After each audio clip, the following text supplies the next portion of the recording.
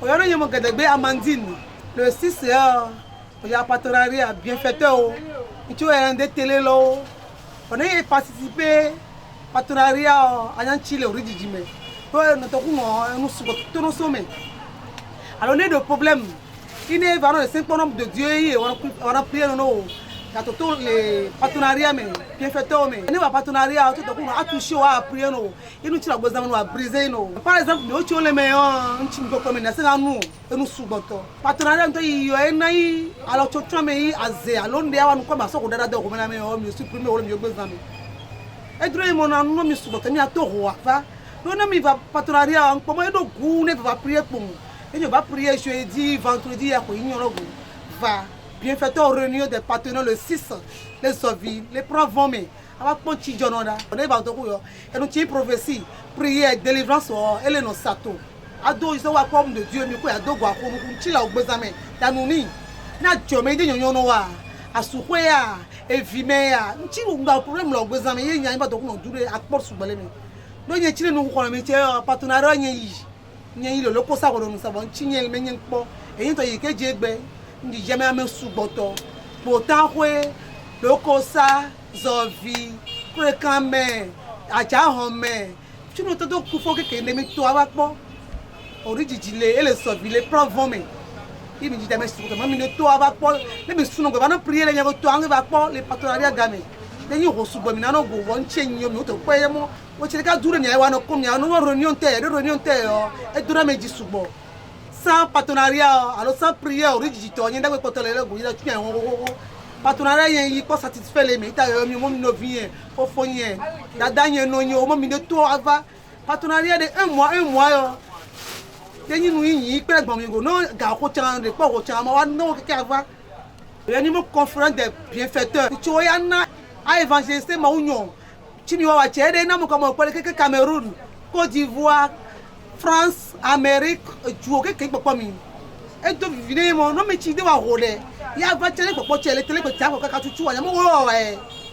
Et puis, nous sommes de tout avant, partenariat, continue, partenariat groupe. Ici, c'est le pasteur Sahen Noël, le fils du prophète Wilfried Assoba, pasteur résident sur la branche d'Azovin, Oridjiji Azovin. Bien-aimé, partout où tu me regardes actuellement, je t'invite pour ce géant programme. Le prophète Wilfried Assoba, le prophète de sa nation, le prophète de son temps, sera au rendez-vous. Bien-aimé, partout où tu te trouves, à l'intérieur comme à l'extérieur, je t'invite pour ce géant réunion. Viens participer à cette rencontre et tu vas voir ce qui va se passer. La réunion des bienfaiteurs. Plusieurs sont en train de témoigner déjà. Il y a des choses qui se passent, des ventes profitables. Il y a des opportunités qui se présentent. Je t'invite, viens, partout où tu te trouves, viens, descends sur la terre d'Azovin, le samedi 6, à partir de 15h, sur la branche d'Azovin. Bien-aimé, je veux te voir. Je te vois déjà venir et ton retour est une fête. Comme la Bible nous a recommandé d'aller partout dans le monde pour évangéliser. Bien-aimé, tu ne peux pas rester au Bénin ici et évangéliser quelqu'un à l'extérieur si cela n'est pas possible par les réseaux sociaux. Bien-aimé, du fait que tu es en train d'investir pour la propagation de l'évangile, l'Éternel va te bénir. C'est ce que le Seigneur nous a recommandé en tant que disciple. Viens et tu vas voir ce qui va se passer dans ta vie. Ici, c'est le pasteur Noël, le fils du prophète Wilfried Assoba, que je salue du passage. Soyez bénis. La main de l'Éternel sur vous. Shalom, shalom. Je m'appelle Maître Jacob. Nous sommes très heureux que la prochaine conférence des bienfaiteurs soit organisée chez nous, à Azovin ici. J'invite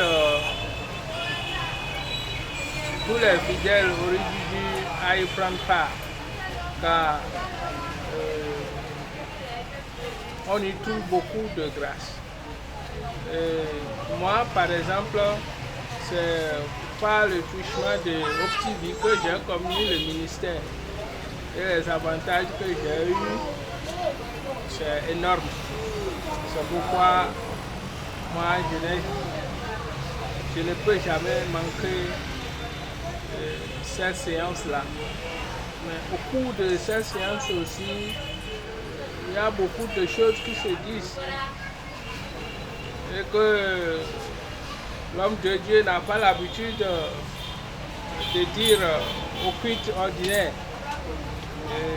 Par exemple, les positions adoptées pour prier, les heures de prière, tout ça là, on nous en parle au cours de cette conférence.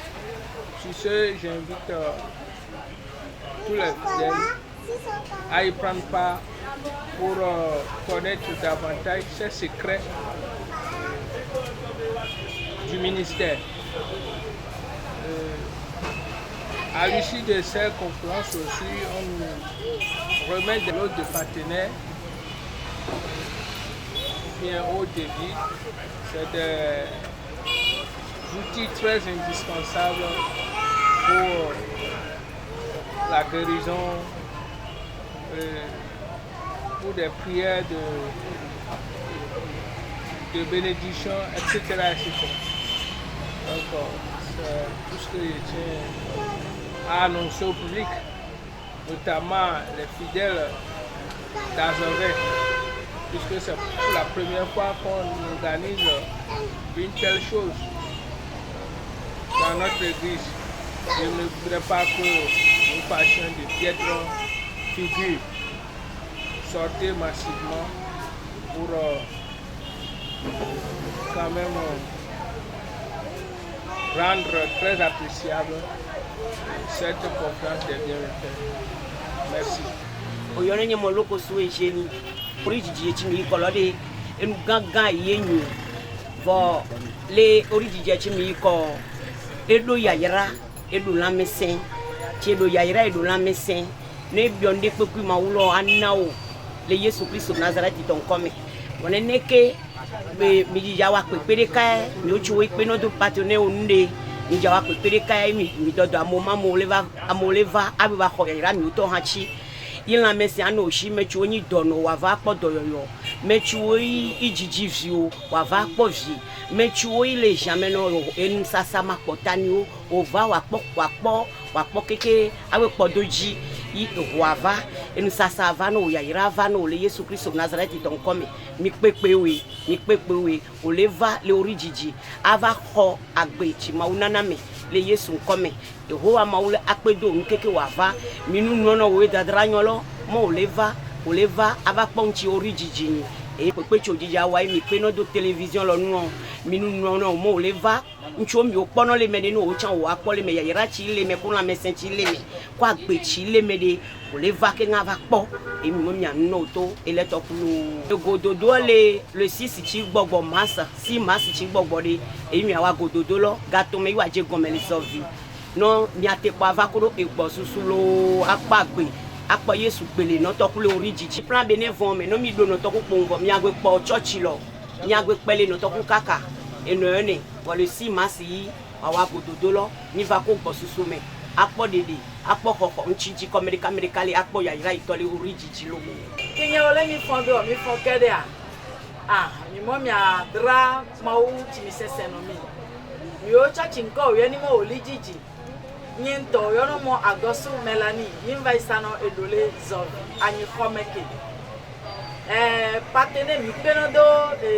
chachi lonu mechiwe do dro imo wa pe do chachi lonu o kono o dapo nu enyi dono ima ya pe do chachi lonu cha o de sasango o ndede yele wa gbezame o ndedo kakano wa lokpade ye jimo me gala so egbo ya konu kukore me ko me o ne wa patene o e ya kaka o gachi me mi va patene lo enu no ma unyo bu no mi egbe kura no nu mi alegbegbe enu papa lo cha e kura de gbo ya gbe ta lo o ya dogbe dada lo keke nono me chi ezon iva o da gbe zon nono me ayako ta do pepe me chi le zobilele mo ine va no mi rechichi me mi aje no mi je nkeke amaden o yiwa wa pepe do tele lonu o yiwa we yin pepe nsu de kai pepe mi onde ka pepe chubeje de kai pepe da je de ka ma me shame le sa wa ho ava no agbachi lo sho so to partenaire lo me o pepe do church lo nu e ya kaka agbale ya solo oji